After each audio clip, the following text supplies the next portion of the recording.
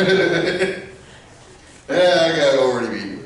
But anyway, I'd like to thank you guys coming out here for today. And yeah, this is my first time doing this, so if I kind of get step rambling and a little bit lost, I do apologize. I was fortunate enough to have Tony ask me to do a panel here, so I'm going to do the best I can. My name is Christopher Meyer, or you can just call me Chris. And I'm going into today about how my comic book series, Vampire Bloodlines, how I came to be with that, and how using a platform like Kickstarter helped with getting these all made for me. And mind you, these are just my own experiences. Everyone else is going to probably have different experiences along the way. So just with my stories, what I'm going to tell you, just feel free to take what you can and learn from it. If it helps you out, great. If you can find another way that's able to work for you, I wish you luck. And that's the good thing I would say onto that, because everyone's going to have their own way, is the way I look at things. But short bio for me, I actually did not start being into writing. I ended up being more looking to get into education, but also into physical education, because in college I played football, defensive line.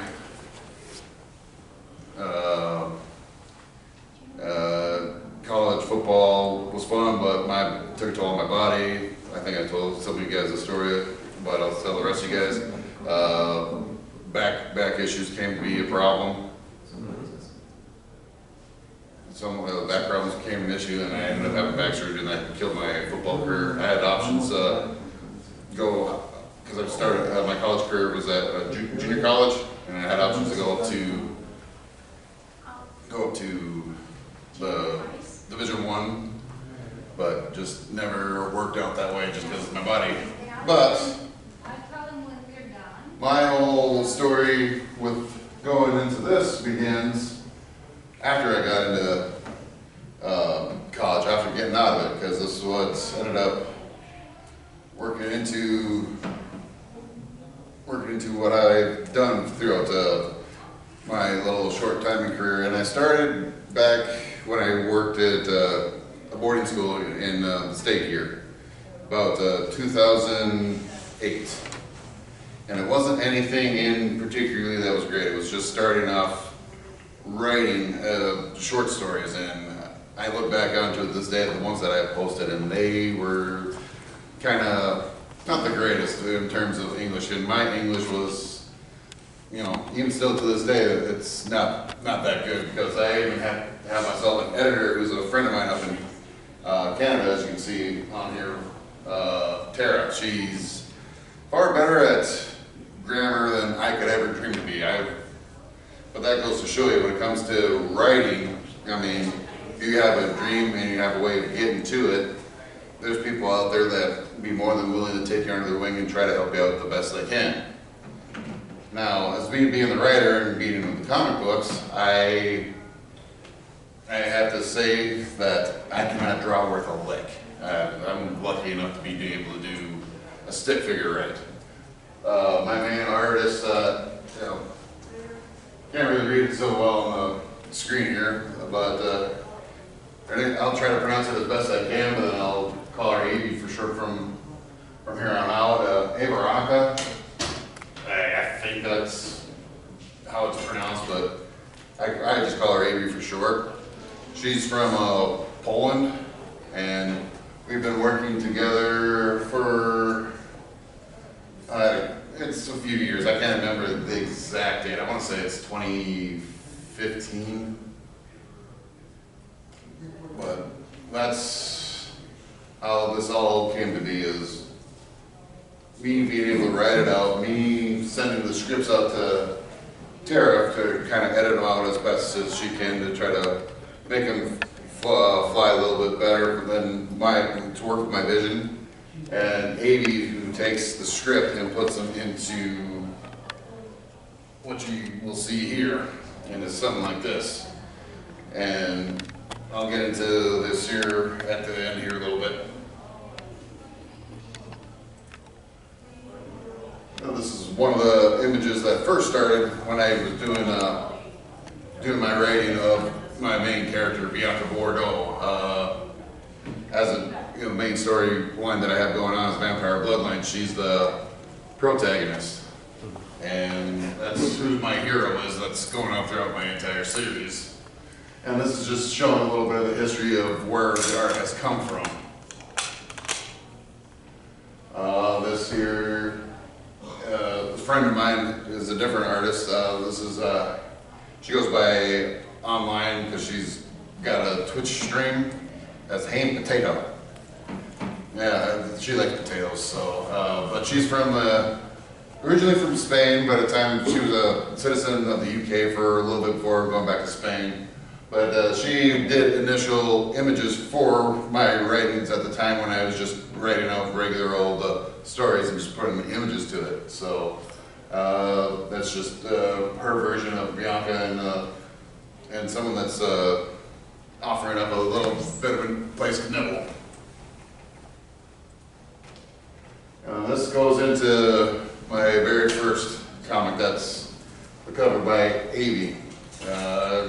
Got a little bit of inspiration from Castlevania, a little bit of True Blood, because those would help to inspire me. It was those series there. Plus, not to mention, I read Laurel K. Hamilton's series with Anita Blake. I've been into, like I said, True Blood.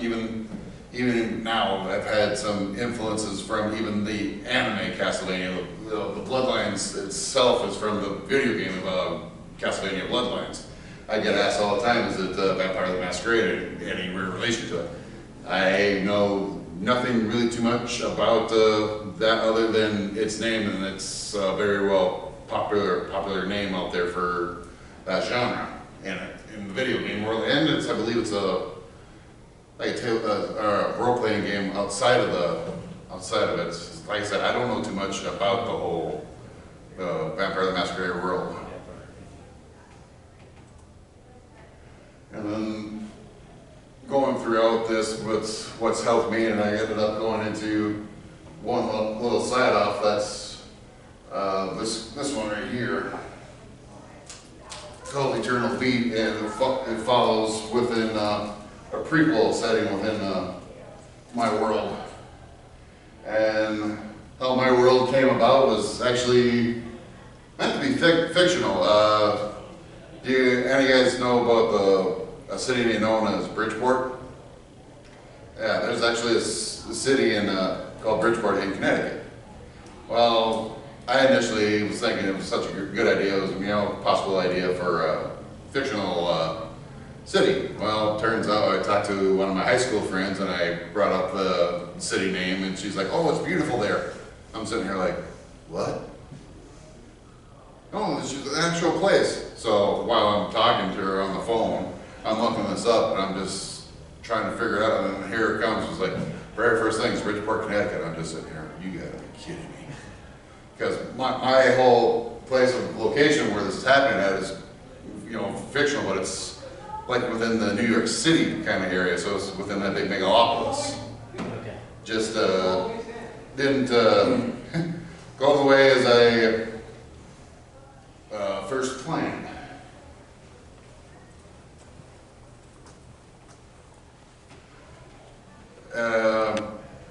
As I'm showing Ivy up here, she's my official model. I actually went through a couple of different models. One before my whole comics going and started, and there was one model that was before Ivy that actually did do a cover for me.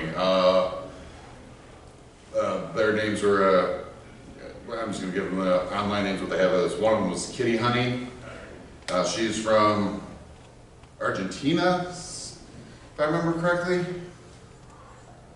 So Argentina, and then Rizayun, who's also from Argentina, so they were both from the South America area. So, and they were both amazing to work with. Kitty was the very first that I worked with, and it turned out to be you know, the communication wasn't all the greatest, but I'm still forever grateful for her being able to work with me. And when we parted ways, we're still ended up friends to this day. So that's the main thing and goal that I have here. Rizzy, she's one that I still work to this day. And it's not as much as I do with Ivy, but ever so often, her and I believe she's married to Rash. They're a couple. She's also done some cosplay for me. They've done both Bianca and Lilith's my antagonist. They've done that together for a couple of years now, and they both turned out really well. I should be getting, if anyone's followed me on social media, I should be posting some from that shoot here probably next week at some point, because I think they shot the shoot here, they were saying this week, I believe. But and then I'll go into here with Ivy. I know she's probably still busy here at the moment, but you know, meeting Ivy was by amazing luck that I'll say that happened. She was offering to do commission work for cosplay, and this was during the time where COVID had hit. And you know, she had to put the offer out there. I hit her up in a message and say, hey, I am interested. What's it gonna take to get something done, put something together? What do you need for me to help you out in this endeavor? She said, you know, get me a design. You know, that was the first ever design that we ever did together. And she built that herself, and then her husband, Mike, who's also an amazing dude, took the photos, and all I can say was absolutely mind-blowing with everything that came out and how that came to be. And eventually was this outfit here that I believe I got up here. If not, then you probably see it at my table here at ValleyCon. But that's the outfit that we used for the first ever cover that you did. It worked for me. I think I got a couple more in here. Yep, and this one was another one that was handmade. So she handmade them all herself? Some of them were handmade. There's others that I saw were straight up for my character, and I looked up for those outfits and ended up helping fund and get those to her. So then yeah, there's some that were made and some that were already ready to go.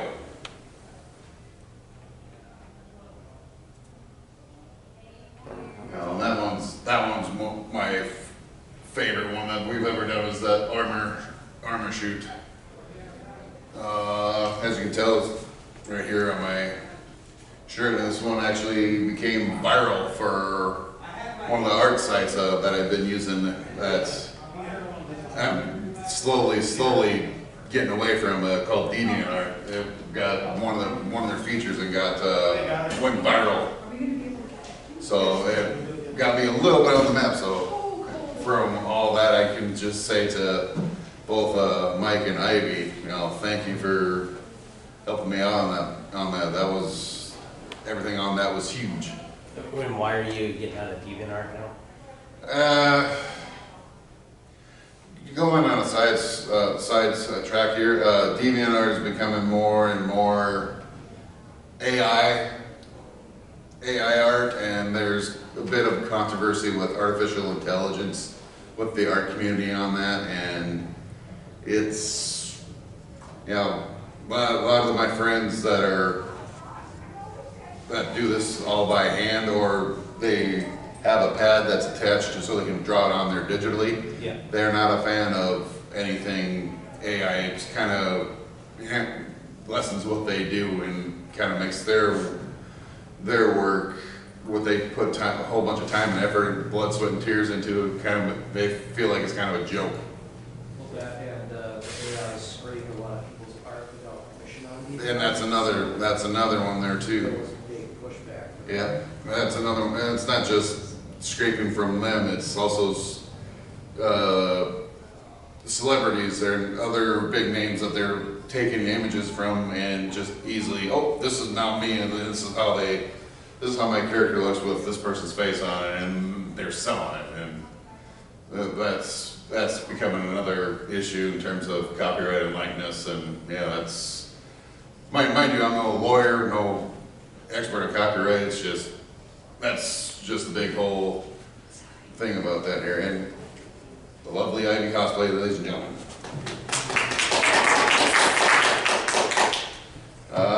If you go ahead, if you want to talk about our history here, I'll let you take the floor. Well, we met a little while ago. He asked me to help with his cosplay, and he showed me his program, he showed me what he was doing. I did enjoy what he was having, and we decided, okay, then I'm going to start building some of his cosplay.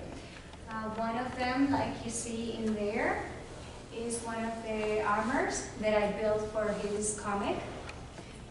That one took me a little bit, but it was a challenge, and I took it, and we built it, and Got a couple others up yes, there. Bianca has been a fun. Yes, that was one of the first ones, actually. I built everything. I built the boots. I built the jacket. The jacket was one of the most interesting ones that I built. It was interesting because it had two materials, red in the inside, black in the outside. And he wanted something different. So you drew that one, or you? No, it was a designer that had that made, and I asked them if it was okay if I could use that, and she said, yeah, go ahead, and after she seen this, she absolutely loved it. She goes by online as what I know, and I think it's still the same, I think, but she's changed a couple of different times. Cherry's Designs, so she's a designer. But we've been together for a few years. We've been helping each other, promoting each other, helping each other with the comics. And since then, we have a good relationship where he asks me a few things, I ask him. We have other models that assist us with the cosplay that he wants. And that's what we're been doing. Like I said, I owe a lot to both Ivy and Michael because they've done so much to try to help me out in more ways than I could ever imagine. They've helped promote my comic. They've helped, they've helped get my name out there to other people, and it's just been an amazing ride since then. And that's one of the things that if you guys are thinking on building your own comic or your book, try to find people that can help you promote, bring your stuff up, and that will help you a little bit moving your books or your comic. That's one of the ones that I'm using right now. I built this one as well. I sew it, and that was one of his ideas as well that he asked me to do. And when I do it, I try to promote his comics so that way he can help himself as well. That's the only way you guys can do it, when you have somebody that can help you, building your community, making more friends. When you go to cons, try to talk to other people so you can keep opening your doors. So practically, is it a collaboration, or when you're working with models or cosplayers like Ivy, do you set up a contract ahead of time? And when you said you make all of the costumes, do you say, okay, here's your budget for making costumes, or go do it and then bill me? I mean, how does it actually get paid for? That's how we do it. Well, I can answer point blank and simple. I would literally say, like this year, what would it take to make this? She gives me an estimated value number. I said, okay, here it is, go do it. I understand it takes time because of, cosplay and making the outfits does. Like I said, that I thought at one point the armor that you did, was that 2 weeks that it took to build that? Kind of. Or was it longer than that? It I don't was know. a lot of hours, Yeah. that I can tell you. Plus 2 people working, or what? On that armor, I actually did it completely. My husband only paint on that one. He does the painting because I'm not good at painting. I tried, and I'm not good at painting. Yeah, because I think a lot of the stuff there is, the armor pieces are like, it was like some kind of foam, if I remember right? Yes, is foam. Is Eva foam and regular foam. Okay. But the black, it's painted, and then the gray in here, it was from the pants. So whatever I have left for that material, I glue it on there, so it match. Cost effective. And then, a lot of times then too, she'll also give me a quote for what it would take to do the shoot. So, and I'll do that as well, so. How do you handle like rights to the images? Do you share them, or? Yeah, I've been sharing them with Ivy, so she's been posting them and I've been posting them, and it's just been like a beneficial type of thing for our community. I mean, her community sees my work, comes check out my stuff, and then whenever I post stuff that's featuring Ivy, they'll go see hers. So we've been kind of within our community, within what we got here for rights, we've been sharing them quite well, I think. So when we do the shootings, he gets type of pictures, like 5, 10, depending on how many he wants.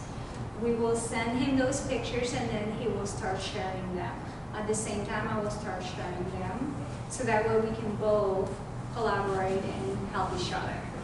and there's comes times where each one of us, even at times, will share some different photos from the shoot. So she'll show. I'll go back to the last one. For this here, I'll show this image here, and then eventually, maybe a few days down the road, she'll show a different image of the same shoot. And it ends up helping both of us, I feel, so.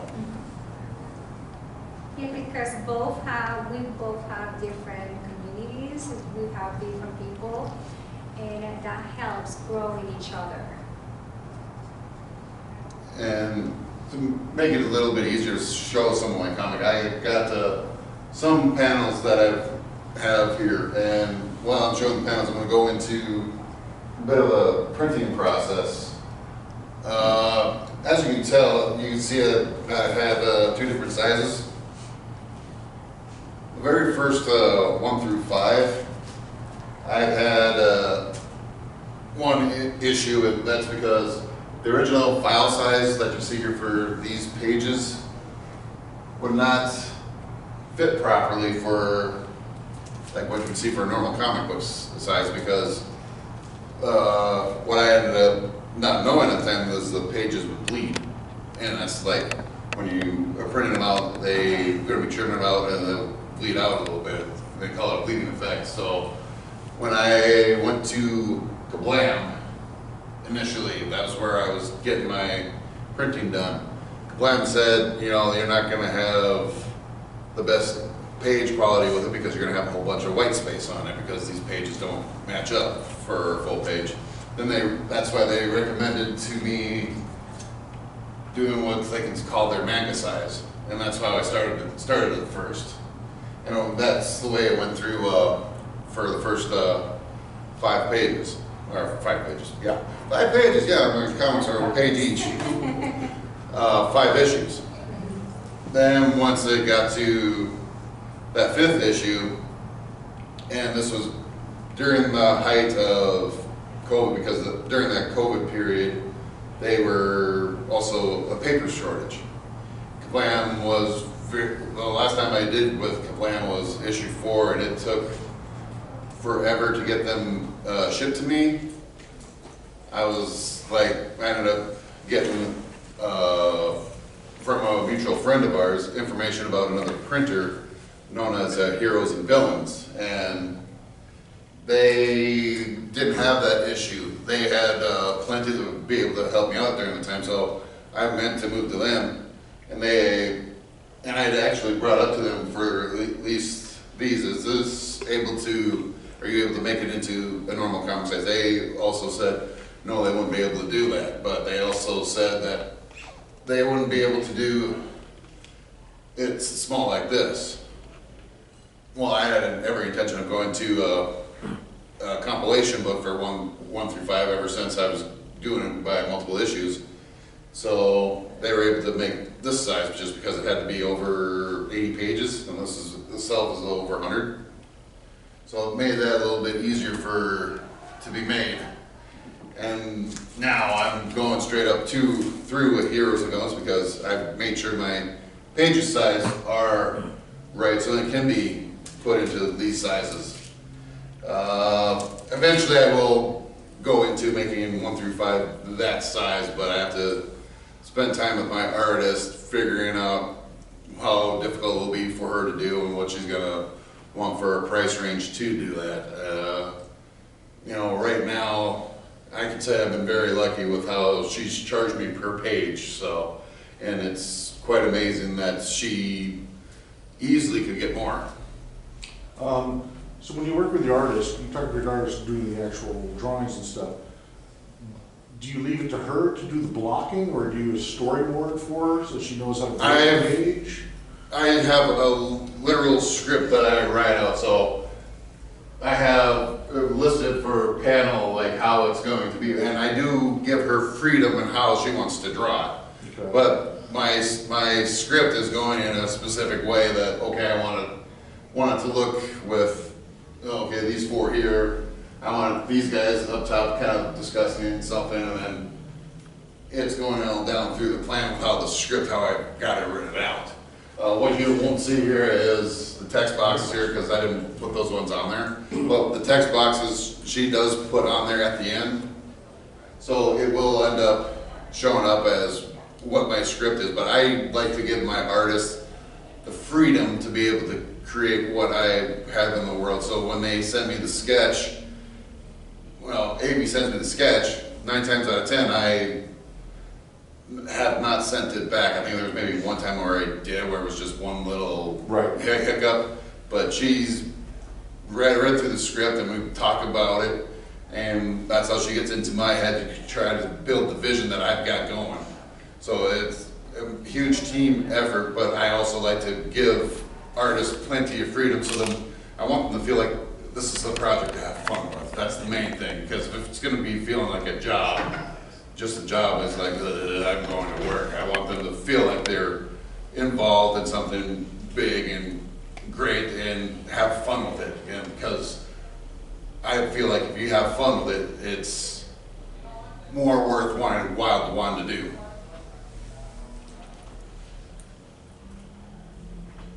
Here's some more pages from issues. Maybe when he's saying that, the communication between them is what is going to help you guys. Between the artist and the writer, you have to have a good communication.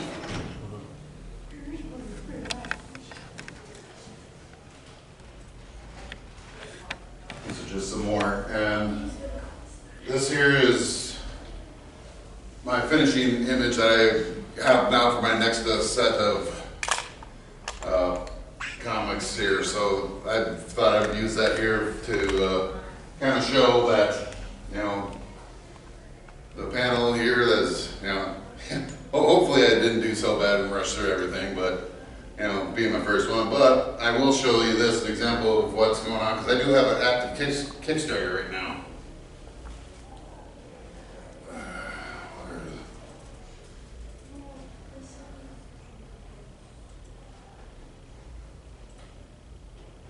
That's my active Kickstarter going on right now. And the thing, this is a Kickstarter based panel, so Kickstarter is an all or none project to try to get your funding for, and it doesn't have to be comic books. There's people that have done the video games for it. If you've heard of Mighty Number 9 or Bloodstain for video games, those are some huge ones that have used Kickstarter to help fund them to bring their projects to life after those creators have been let go by Konami and Capcom respectively. What I generally like to do, and this is my experience, is I like to try to keep mine as cost effective as be able to get it in so I can get money to not only fund for the next one, but to get enough so that I can fill those Kickstarter goals, because what this is they're literally putting money and investing into you, and they're getting essentially like a pre-release version of the comic. I don't have the normal version, but I do have it here already, some printed here, so like a sneak peek. If you go by my table here this weekend, that's the normal cover, and usually what you would say here, go down here as if we're going down, it'll tell a little bit about what the upcoming story is and then what your rewards are. So the rewards will say exactly what it is, the price, and then they'll put in they won't show it in there, but it's going to be coming in when it's, as a backer, it'll show you for what they're going to be costing for shipping. I'm changing my shipping up every single time because I'm learning as we go on that. I've started all the way from a manila folder where you have the USPS kind of wrecks quite a few of them, so I ended up having to reship them, to something with a little bit more backing, to now this one I'm going into a Gemini comic mailer. Ends up being a little bit more because they end up going by weight, and so that's why currently the shipping is a little bit more higher on this one the way it is, but I'm going to see how that goes. If it's not something that they care to, I can drop it back down to the other way that I've been shipping. The one thing I will say on this is, yes, the shipping is the big thing to know, because that can put a drain on the funds real fast that you already have. Thankfully, I've been lucky, because that's been the thing I've always had the hardest time with, especially with backing with international. That's the big one, because a lot of those international ones, you're going to have to fill out, depending upon where it is. I've had some luck in Canada with some documents that they said, okay, this is all well and fine, but I suppose that comes down to who's working the desk at the time. But I've had it where you had to fill out a customs form, and that goes with the document, the mailing piece that's being sent out. So you fill that out, that takes a little bit of time, and then the price compared to shipping in the US is far different than us here in America, because I'll go by this. Just recently, when I had to send something up to my, I shouldn't say I said, I sent something up to my editor, Tara, it was about $40. So I have a question for you. I'm sorry. Go ahead. Oh, so in your current, as far as you go on and analyze your shipping, is there a thought of saying limiting it to the U.S. only, or do you lose enough foreign sales that it would be a wrong move type of thing? I guess that's for me, I have quite a bit in terms of a foreign backing too, so it would hurt in that aspect. But again, if someone else, say like you were running a Kickstarter and you don't want to worry about going international with it, unless you say like, I'm going to just use the comics example, if you have like digital files that you can send it as a full digital comic, that's one way to get around the whole shipping aspect. But you know, you could just build an American audience. To me, I ended up building quite the same for the international one, so for me it would end up kind of hurting a little bit. So it was worth it to go international. Yes. In your situation. Yep. And every situation is going to be different. And are you, you don't have the shipping included, you're using it after the fact, so you're collecting? The shipping gets included into the, but it's not showing it into here until after you hit the backing. When you go into say, I can't do it here because I'm logged into myself and it won't let you back your own project. But you would back it, and then I've done with other people that have supported me. I've backed them. It would bring up, okay, this is what you're backing, this is what it costs to ship, and then it comes up at the end of the total. Are you using another company like BackerKit or somebody, or is it? No, something within Kickstarter? I've not gotten into those backer kits because, you know, where I'm at for terms of funds, it's, I tend to stay away from it just because it takes away from Yeah. that, because they want money to be able to use some of that stuff. But if your situation might be different where it might help you out. I've always tend to do it myself. And one other thing about that you should know about Kickstarter, and this is just Kickstarter itself, they do take a fee out of at the end for going through and being successful, but they do not take off for taxes, so you have to have everything going and ready for your taxes on your own. So do they send you a form at the end of the year reporting your income? So that you can file a 1099 or? Yeah, Okay. you have to request it, but they do send it. Oh, okay. But no, Kickstarter is one form of crowdfunding. There's like Indiegogo and GoFundMe that does the same way. I've had luck with Kickstarter myself, so that's why I've stuck with it. Do you recommend to do Kickstarters for every single comic, or just? Well, for me as an independent comic, that's what's helped me is doing for every single one. So it's helped build my franchise, get it out there for people to see, and help build that backing where people will come back and back it again. Is it necessary for everyone? No, because it's like I said, it's all going to be tailored to how your own model you're going to want to do. I'm not going to say my model is going to be successful for everybody. It's going to be what you would like to do for your own model. So I saw you already had twice your goal on there. Yeah. So was that mainly from the people from the first 5 projects that you had on a, did you have those people all on a mailing list, or how did you get them? Okay. Usually, I can show this right here. On each of these Kickstarters, you have a way to edit in there and put into updates.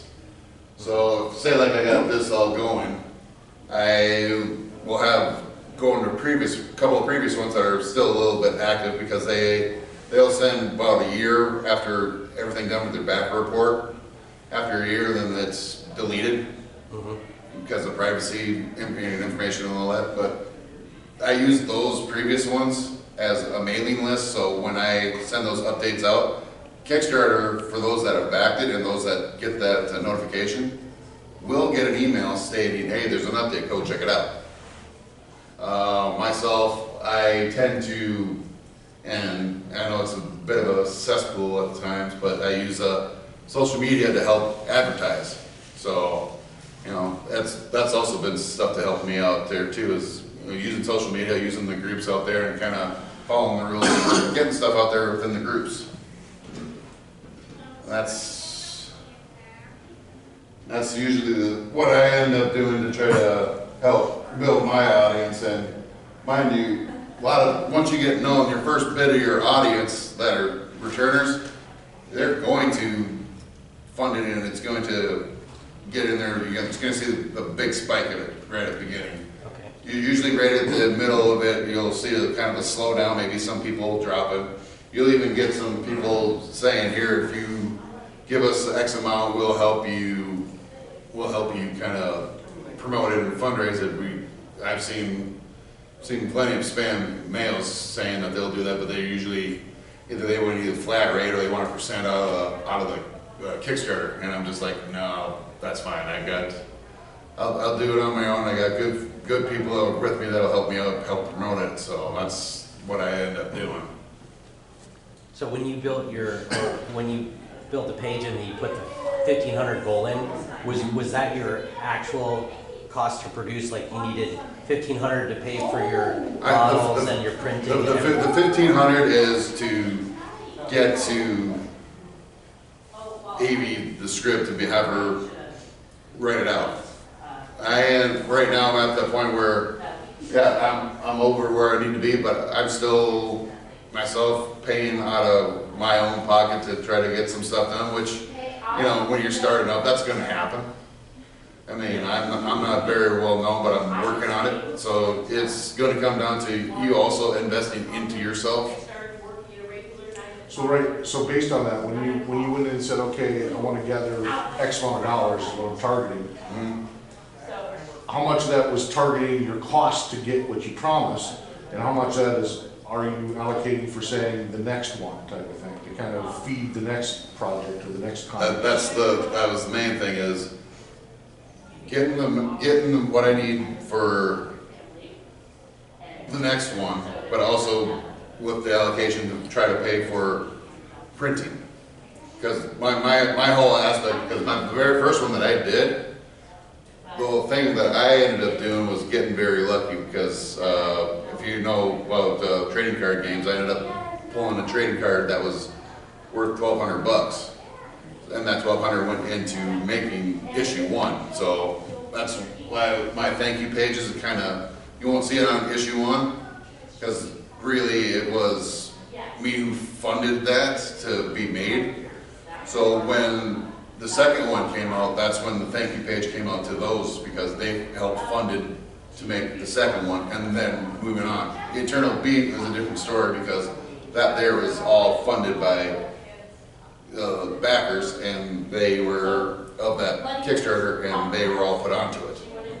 So again, that's my story being different, to probably cut to quite a lot of others. So moving back down to where you were doing the updates, so you're live right now. How long is your campaign? Good question. You can have it. The max they have it out there is 60 days, and it's not recommended because a lot of people will want to, if they run into back it. There's times where, oh, we need the money and we're going to drop out later on down the line if it's taking too long. Yeah. So my very first one started at 60 days for first 2, and then I dropped it down to 45, and then I was recommended by people in the community that, 45 is okay, but 30 is generally the idea. And I've seen some that have had larger backings go 2 weeks. Okay. So all I know is the max is usually about, the max is 60 days. And once it's live, it can go, I think it can go anywhere between a week to 60 days, but don't quote me on it. Yep. And how many of those updates are you putting out? Are you just doing like one a week, or? Myself, I'm putting out, I try to, but I'm also putting out stuff for when we hit in what they like to call stretch goals. So if you make your original goal, you set up another goal for, oh, if you hit this is something else that'll come with those for physical backer or all backers or whatnot. I can show some of that here. So here is some of the stretch goals that I have. So as you can see, what I like to do is, okay, we get the original goal, and this is just me. I like to give out a free copy of the digital to everybody. The ones that just back the digital, no harm, no foul. Thank you very much for it. We'll still give you the digital one, no problem. Then I like to make sure that people know if it's a physical reward or if it's a digital reward, wherever we can get it. And moving down, it's just, okay, we hit the $2,500 goal. This is the next thing that's going to be done is the print. They'll go to everybody. That's the current cover model for the Cosplay issue. Faces by Rachel Holland. She's done over 100 covers for comic books. Oh, wow. Okay. And then we just recently hit the $3,500 mark. This is the poker chip option, and I've been doing a collection with that so far. But it just comes down to what you want to do to try to help entice more people to come in to try to help back your project too. Right now, we're working toward 45, and this here's the sticker idea. So it just comes into pulling them in, catching with the eyes, and kind of fulfilling those desires that they want, that what they want. And also building that backing to help keep you going. So did you have all of these stretch goals listed at the start of your campaign? And so you already had your artist make up? Yes, these ones here were already made before the launch. Now, I have one that I'm having currently being made after this one here to be a bookmark. So once my artist gets done with that, I'm going to be listing that up, because you can go in and edit it as it's going through. So say you want to add something to it, you can do that. You can't take it away unless you straight up are canceling it for, say like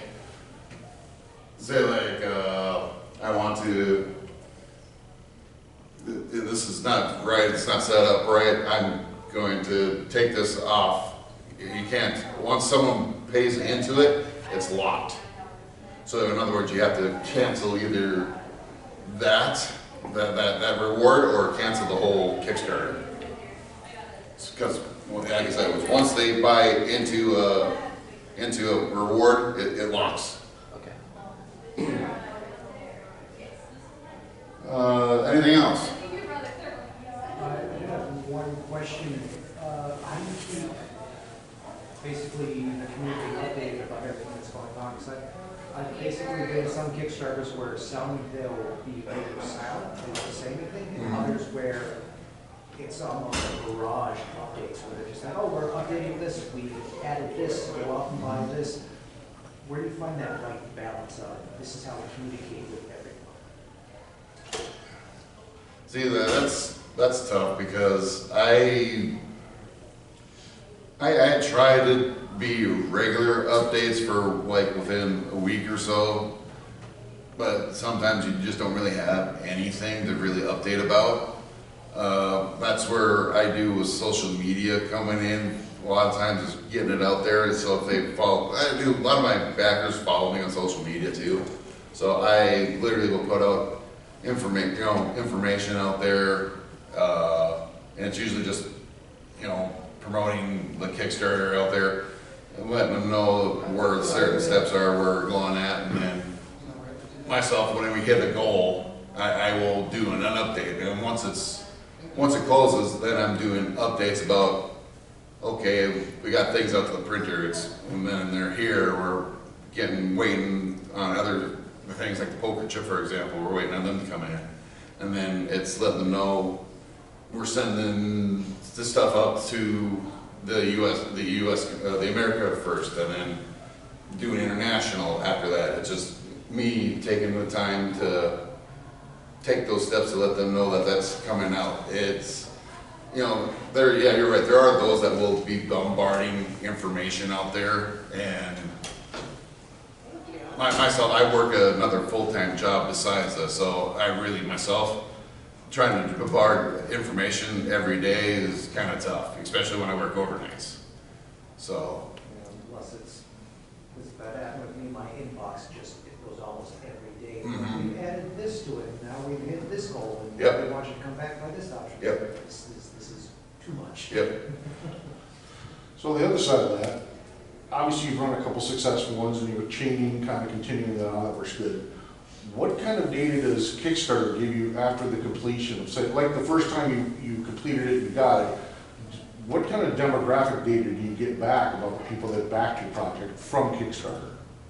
Like, are there indications of saying, hey, looks like most of the people that bought into this were from a certain region of the world, Yep. or a certain age period? Yep, that you'll find within the backer report. Okay, so they As it's got it highlighted here. Okay. So, and I don't mean to cut you off, but what I was going to say with the backer report, it'll come up saying, this demographic went, you got so many from America, so many from international, and then they got so many of this reward or this reward. So it does break it down quite extensively. So have you been able to use that, so like when you started the next one, did you use that to tune anything, or? Yes, I use that data to try to help tune, as well as try to help advance myself in using Kickstarter. You have to forgive me for my vocabulary because it's not very good at times. Right, I got it. Makes But sense. it is time consuming, but it is worth it for trying to get your dreams to go where you want them to go. What about at the very beginning, when you submitted for the project? How hard was that? And for example, when you had to build your preview page or something like that, how long? For me, because mine, as you can see, mine is so simple. It may take a lot less compared to some others that will spend time making videos and all that. I don't have the greatest computer to be doing that, or the knowledge with it. I may have some simple knowledge to try to help with my computer, but I don't have the greatest technology in the world. Mine is probably as old as dirt compared to a lot of things right now, but I do have people that help me out. So, like I said, the title image, I cropped that down to where it fits on there properly. And mine is about as simple as it comes. I'm trying to help me out with the question again. Yeah, so you submitted it. How quickly did the submission process go? Okay. You put together the text and everything, sent it in. Okay, yeah, because they do have a process. I can actually go here. It'll show you kind of the step-by-step process a little bit. Maybe not. I don't want to log in and it shows. Here I have to log in a little bit, but it's not. But anyway, it'll take you in a step-by-step process how all that is going. Okay. And then once you get everything in, they do have like a 3 business day wait period. But this last one that I had going, they ended up being a little bit longer than that. So I don't know what's going on with it, because I ended up waiting about a week before I actually was able to launch. Because they do check on everything being legit for business-wise, banking information and all of that. So for me, putting this all together probably took, as simple as it is, probably 12 to 24 hours. And I know there's others that will put more extensive time into it. I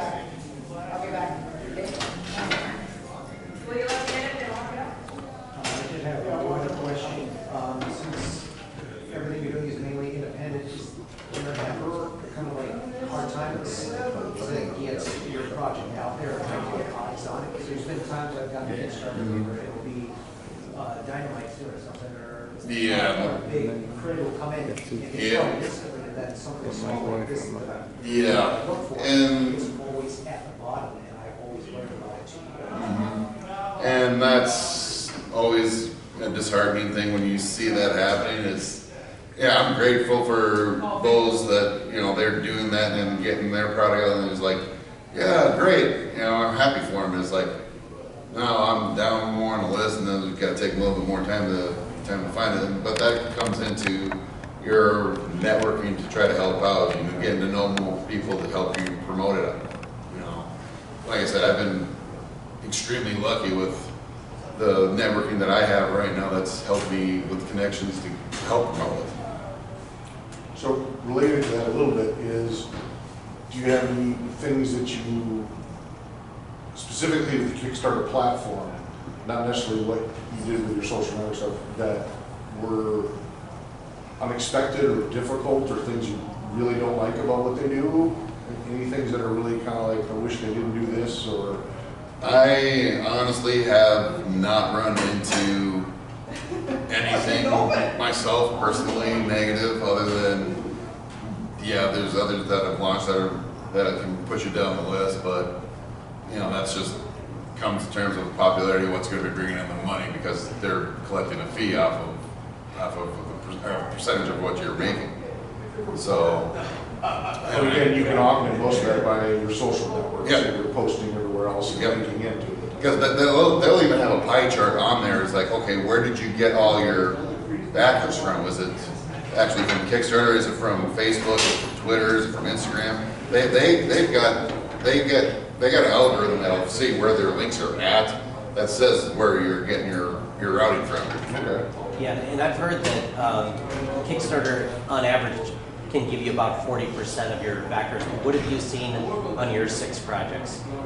Like how much of it came from the Kickstarter? Most of mine came from the networking. Kickstarter, at the first started mainly from there, then I went through backing with social media.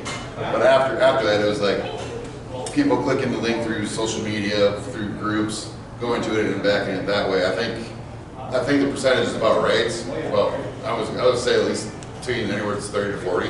Okay. So I think the average is about right where you're saying there, but it's usually the external sources from the links that you put out that's helped me out.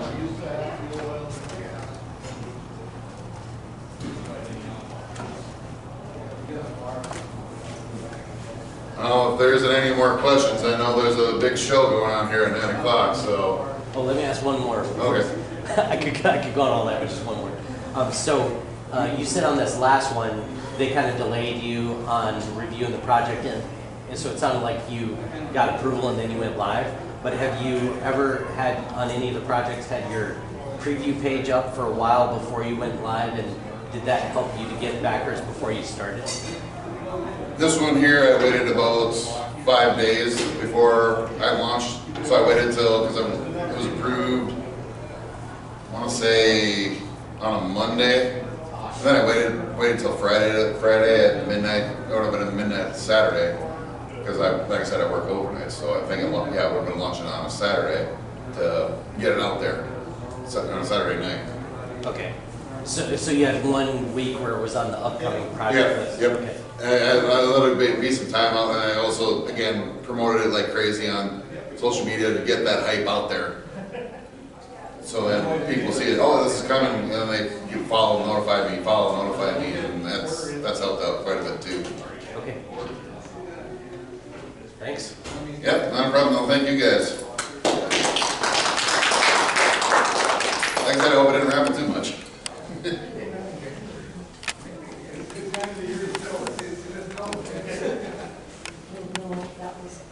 I know everything. Do I know everything? Oh, if you guys don't mind me shilling out, like I said, this one here is a exclusive